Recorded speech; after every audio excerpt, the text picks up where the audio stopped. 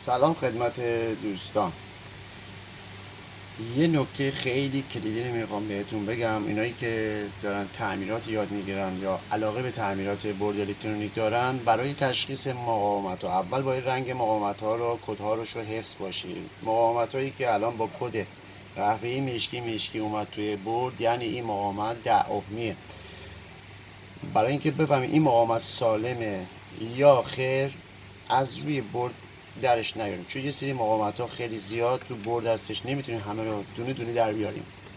برای این کار یه روشی بهتون میگم که دیگه قشنگ بتونیم متوجه بشید که اون مقاومت سالمه یا خیر. میام چیکار میکنیم؟ پرابو میزنیم روی همون مقاومته که شک داریم. ببین این مقاومت 10 ohمیه، روی بردم داره نشون میده 10 ohm. خب این مقاومت هم قرمز مشکی میشه 22 ohm، اینم 22 ohm. خب حالا نکته کلیدیش چیه؟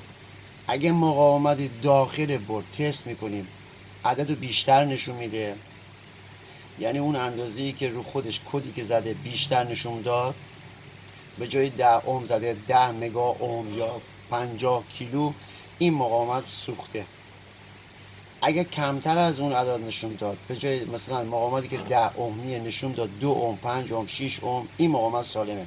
پس نتیجه میگیریم که طبق کد رنگی که روشه بیشتر از اون چیزی بود نشون داد در داخل برد، سوخته. کمتر نشون داد، اون مقاومت سالمه.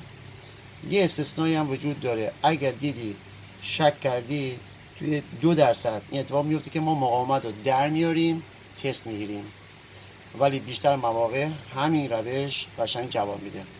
من الان تونستم 2 تا برد رو تعمیر کنم. یکیش آیسی هاش سوخته بود، این یکی که الان دارم میخوام یعنی تستش بگیرم هم آیسی بود، همین مقاومت سوخته بود. تمام.